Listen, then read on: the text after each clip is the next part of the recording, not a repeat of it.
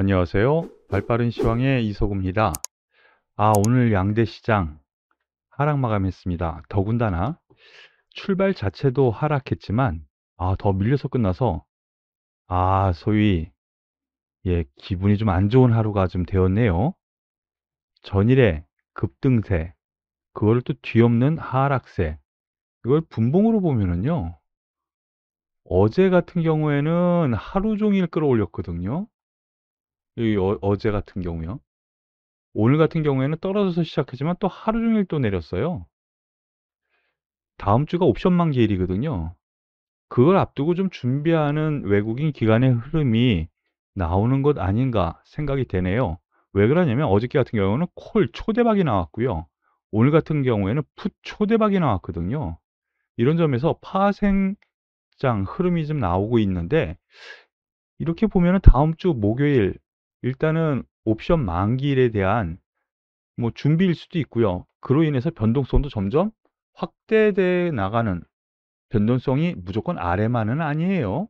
아래 위로 확대해 나가는 흐름이라고 볼 수가 있겠습니다. 왜 이렇게 됐는가 하나씩 살펴보면은요. 미국 시장, 제가 말씀드렸죠. 어제 우리나라가, 그리고 그제 우리나라가 양봉을 그리면서 상승한 이유가, 에이, 오늘은 오르겠지.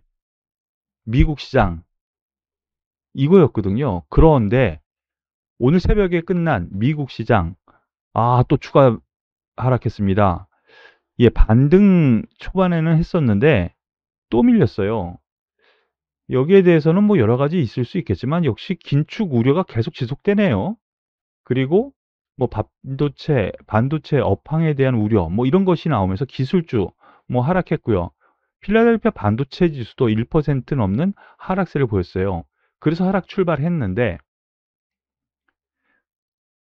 또 나스닥 선물이 또 속을 새겼네요.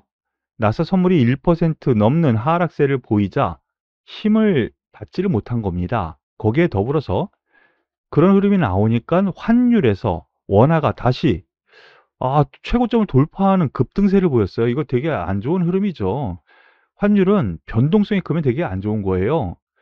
지금 자리에서 옆으로 이렇게 움직이는 건 상관없는데 크게 왔다 갔다 하는 거는 역시 안 좋습니다. 오늘 급등한 이유는 무역 적자, 요게 이제 또 발표가 됐죠. 그로 인해서 환율이 상승했다. 요것이 또 우리나라 증시의 하락 요인이 되었다라고 보시면 되겠어요. 여기에 외국인 기관의 수급 내용도 오늘은 좀 다소 안 좋았습니다. 오랜만에, 개인이 양대 시장에서 1조 4천억을 넘게 매수를 했습니다. 기관이 물량 다 쏟아냈고요.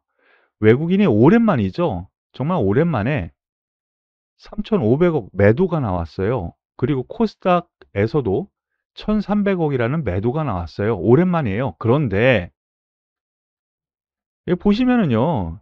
그동안 매수했던 거에 비해서는 세 발의 비죠. 다만 하나 좀 눈길이 가는 것이, 장중에는 이 7천억이 아니라 1조가 넘었었는데요. 외국인의 선물 매도요.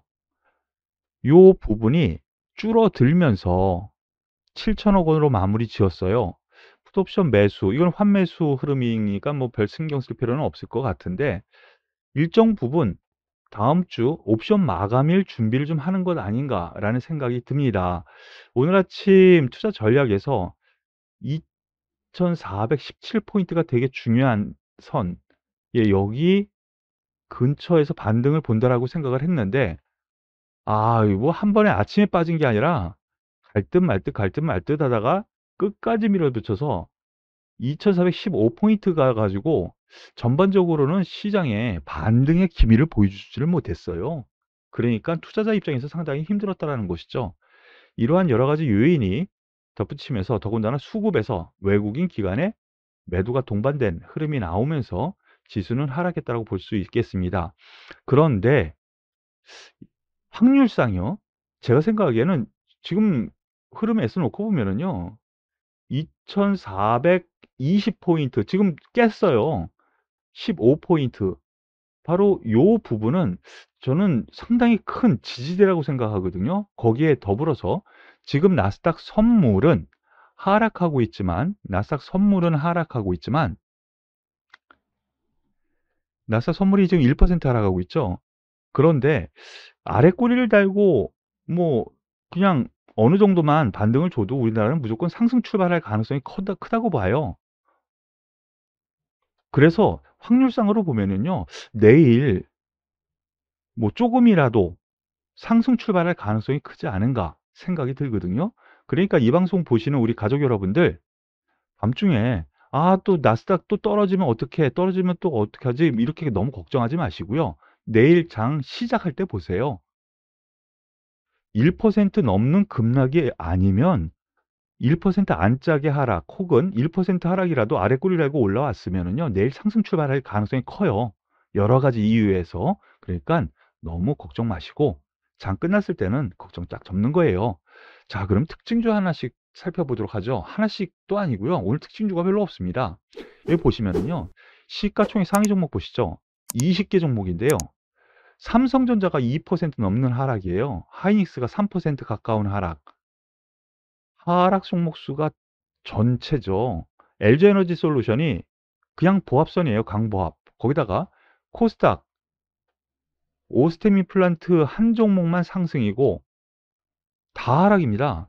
4%, 5%, 3% 하락폭도 만만치가 않죠.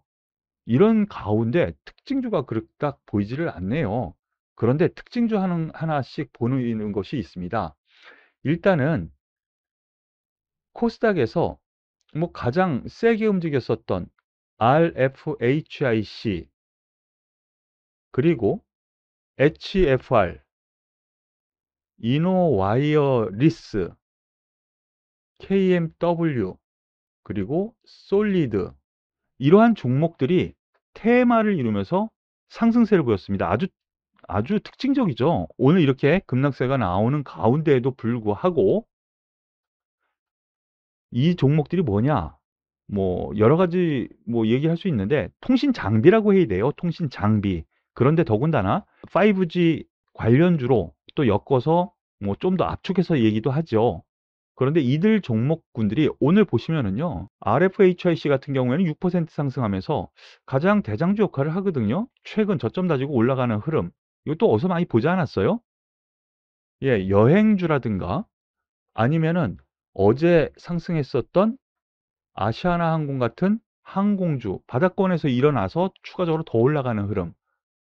이런 흐름 약간 비슷하죠.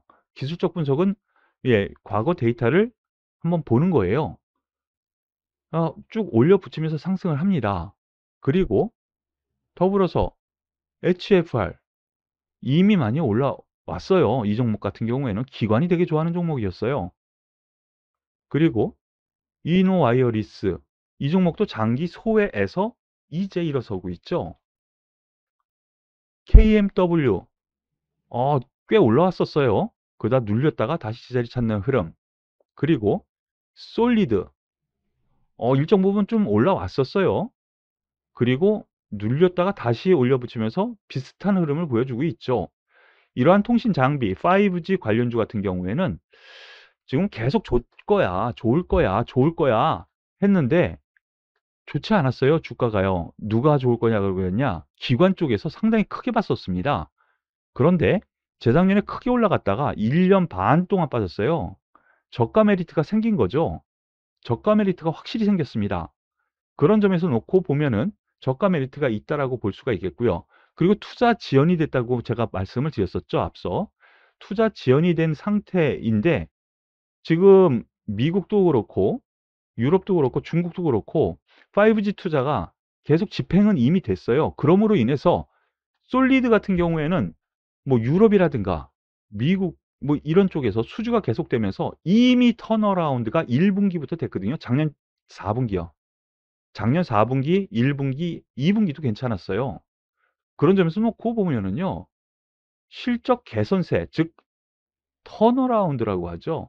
이러한 부분이 앞으로 기대감으로 남아 있어요. 즉 꿈이 살아있는 테마라고 볼 수가 있다라는 점에서 놓고 보면은 이들 종목군들 뭐 제가 오늘 RFHIC, HFR, KMW, 이노와이어리스 그리고 솔리드 이들 종목군들을 5G 테마 아니면 통신 장비 테마로 해서 긍정적으로 보시라 이렇게 말씀을 드릴게요. 오늘 특징주가 없는 상태이기 때문에요. 삼성전자를 비롯한 몇몇 종목 한번 보겠습니다. 어제 급등 보였다가 하단부까지 내려옵니다. 특별한 이유? 예, 반도체 업황 우려. 여기 이제 미국 시장에서 나타나면서 미국 시장 필라델피아 반도체 지수가 좀 하락했다라는 것이 원인이 됐어요. 가장 많이 하락했죠. 예, 3대 지수보다 더 많이 하락했으니까 뭐 그러한 원인 정도라고 생각이 됐는데요. 지금 입장에서는 나쁠 거 없을 것 같아요. 지금 입장에서는 뭐 제가 말씀드렸었던 것처럼 박스권 아니라고 보시는 것이 맞는 것 같고요. 하이닉스 오늘 3% 빠지면서 같은 맥락이거든요. 10만 5천 원 선 여기까지는 한번 충분히 갈 수 있는 영역 있다. 그 이상은 여기까지 가고 나서 보자. 이렇게 놓고 볼 수가 있겠습니다. 그리고 현대차, 기아 같은 경우에는 현대차 기준으로 보면은요. 길게 보면은 박스권 상단 두드리고 있죠. 그런데 제가 바로 며칠 전 이러한 부분이 있어서 요 상단 돌파 가능성도 염두에 두고 긍정적으로 보자라고 말씀을 드렸어요. 여전히 같은 맥락으로 저는 생각을 합니다. 이 상단 돌파 가능하다라는 쪽으로 생각하고 자동차 부분은 일단 삼성전자, 하이닉스 이 종목들보다는 자동차 쪽이 조금 더 낫지 않을까라는 판단으로 접근하시길 바라겠습니다. 더불어서 오늘 하나솔루션 장 초반에는 신고가 또 돌파를 했었습니다. 54,000원까지 갔었는데요. 뭐 특별한 이슈 뉴스는 다 없습니다. 신고가 계속 가죠. 그런데 장이 워낙 세게 밀리다 보니까 힘을 잃고 약간 밀려서 1.5% 하락 마무리했는데요. 5선 딱 닿네요. 여전히 주도주 역할은 하는 거라고 보시면 될 것 같아요.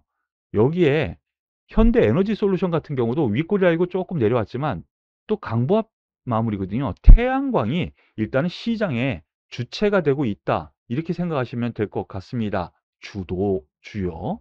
그리고 오늘 방산주에서도요. 하나 에어로스페이스 같은 경우는 장 초반 시장이 뚝 떨어져서 시작했는데도 불구하고 상승 출발해서 더 신고가를 냈었거든요.